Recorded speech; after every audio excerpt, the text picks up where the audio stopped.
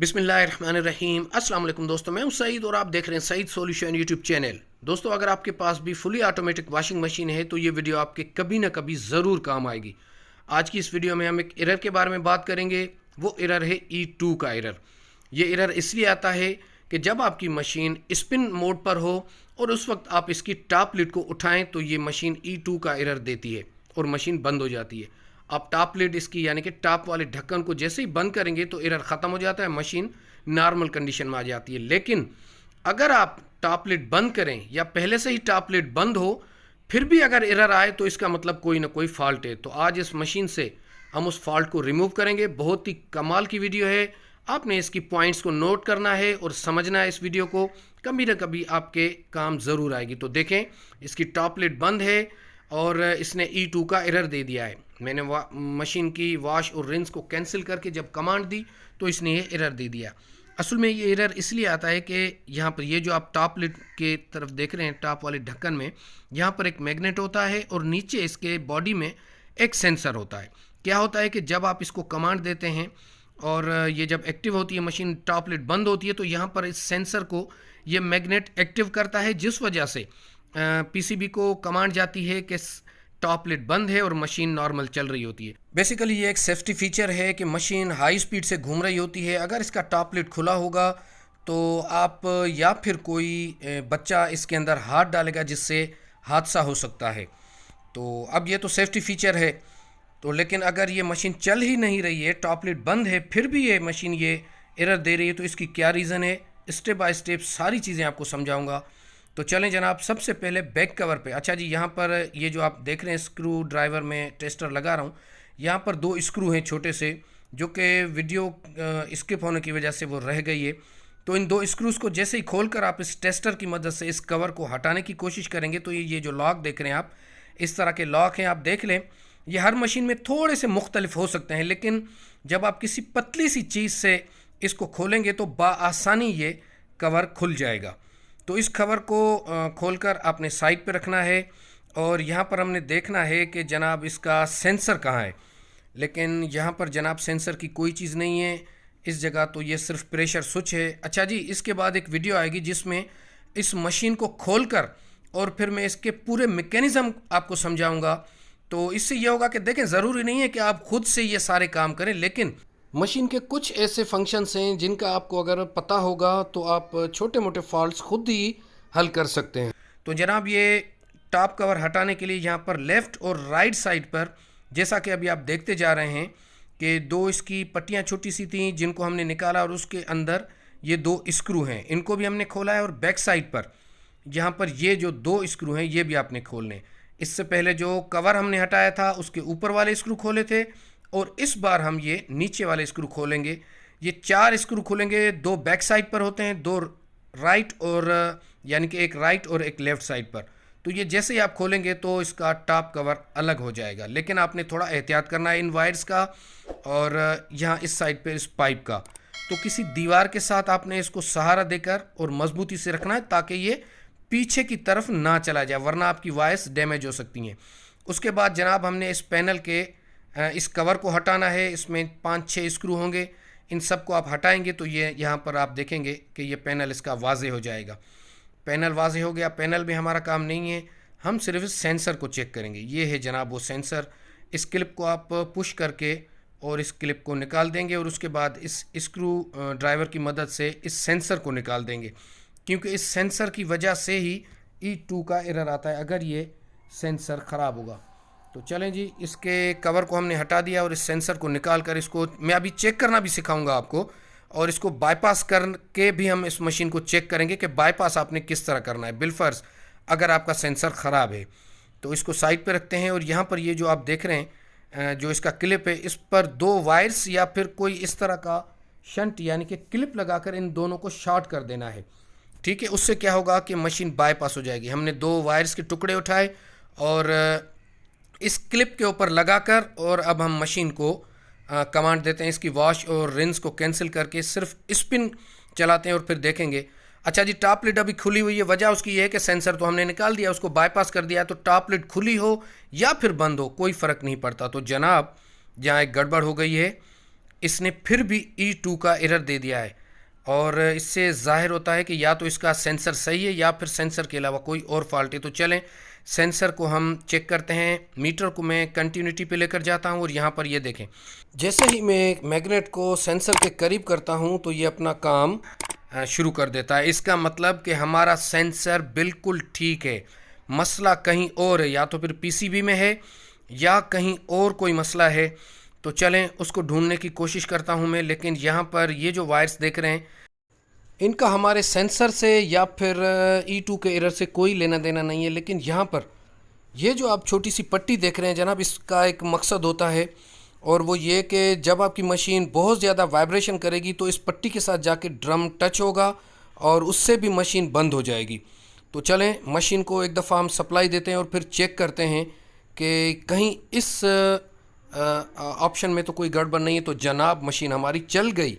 मैंने क्या किया है कि इस पट्टी को इस तरफ ड्रम की तरफ करके रखा है। हालांकि इसको नॉर्मल कंडीशन में ड्रम की तरफ होना चाहिए, लेकिन ये आप देखें कि ये बैक साइड पर झुकी हुई है, यानी कि इस पट्टी के स्प्रिंग में कोई गड़बड़ हो गई है या ऊपर सेटअप में कोई ना कोई गड़बड़ है। तो चलें इसको भी खोल लेते हैं। तो अब मैं क्या करता हूँ कि पहले इसको मैन्युअली चेक करवाता हूँ आपको। ये मैंने देखें ड्रम की तरफ इस पट्टी को किया है और देखते हैं कि अब ये स्पिन करती है या नहीं। लेकिन मुझे उम्मीद है कि इसको स्पिन करना चाहिए, और जनाब इसने स्पिन शुरू कर दी। मतलब ये कि ये इस पट्टी के अंदर फॉल्ट है और हमारा सेंसर भी सही है और पीसीबी भी सही है। तो चलें जल्दी से अब इस पट्टी को खोलते हैं और देखते हैं कि इसका मैकेनिज़्म क्या है।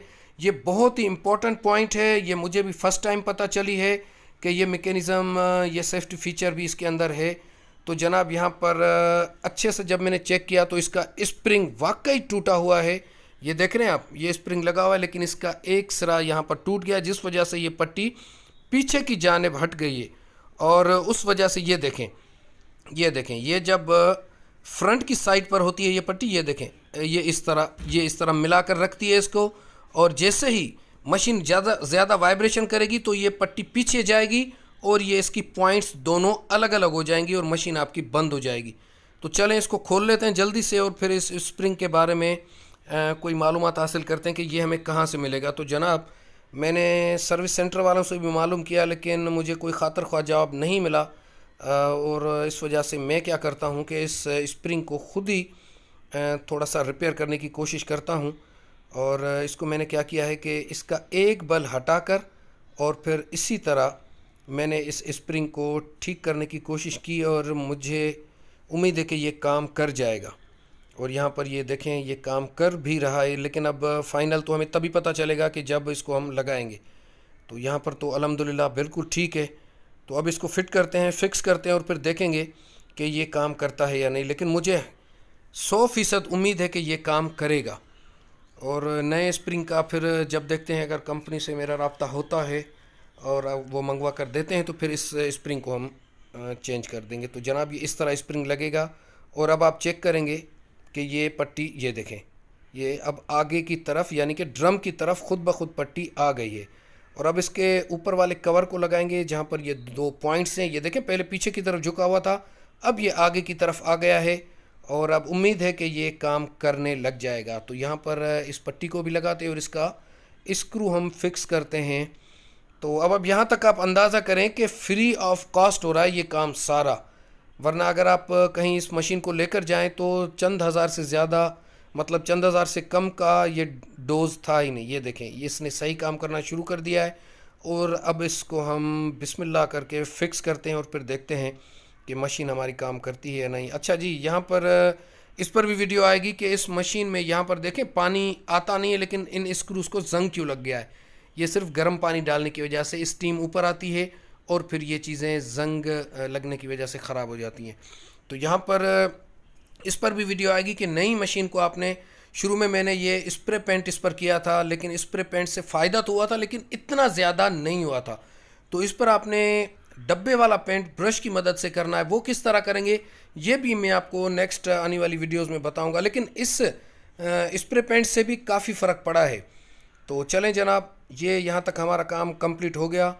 अब हमने थोड़ा सा स्प्रे पेंट था तो मैंने लगा दिया इसको, क्योंकि पहले ये बैक कवर से लगाना पड़ता था और यहाँ पर ये मैंने एक कंप्यूटर के हार्ड डिस्क में आती है, छोटी सी एक शंट उसको डायरेक्ट करने के लिए वो लगाया था। तो चलें इसके सेंसर को भी करते हैं फिक्स और फिर बिस्मिल्लाह करके इसको हम चलाते हैं। तो मुझे उम्मीद है कि इंशाल्लाह ये काम कर जाएगी। तो सेंसर को कर दिया हमने फिक्स जनाब, और अब ये कवर हम इसके 2 स्क्रू हैं, पहले इसको फिक्स करके बिठाएंगे और फिर उसके बाद इन स्क्रूज को लगाएंगे।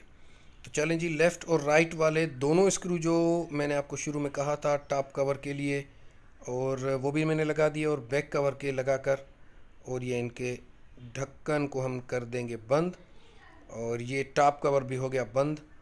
और अब हम मशीन को देखते हैं कि हमें रिज़ल्ट ये क्या देती है। जनाब ये है वो स्क्रू जो शुरू में मैं आपको दिखाना जो रह गए थे, ठीक है।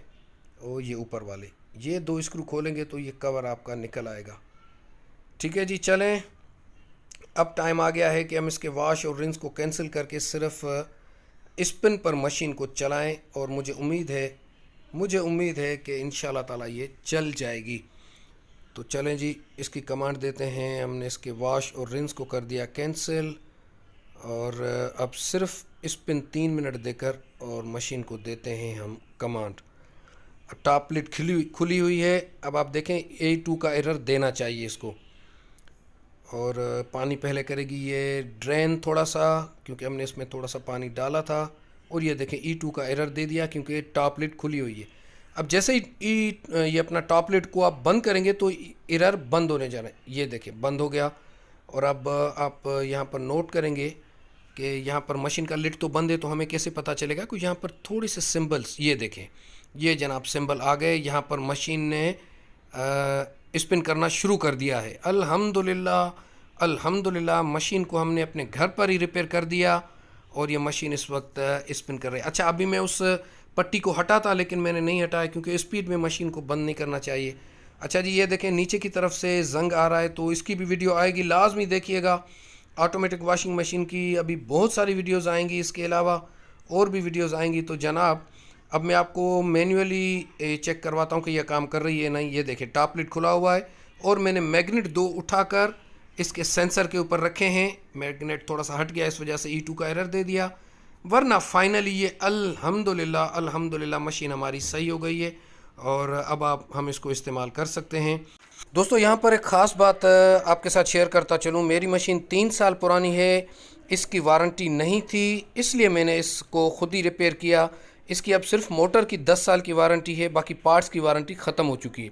अगर आपकी मशीन अंडर वारंटी है तो आपने ख़ुद से ये काम नहीं करना, आपने सर्विस सेंटर वालों से रब्ता करना है, फिर रिपेयरिंग और पार्ट्स उनकी ज़िम्मेदारी है। अपना बहुत सारा ख्याल रखिएगा, अपनी दुआओं में याद रखिएगा। अल्लाह हाफ़िज़।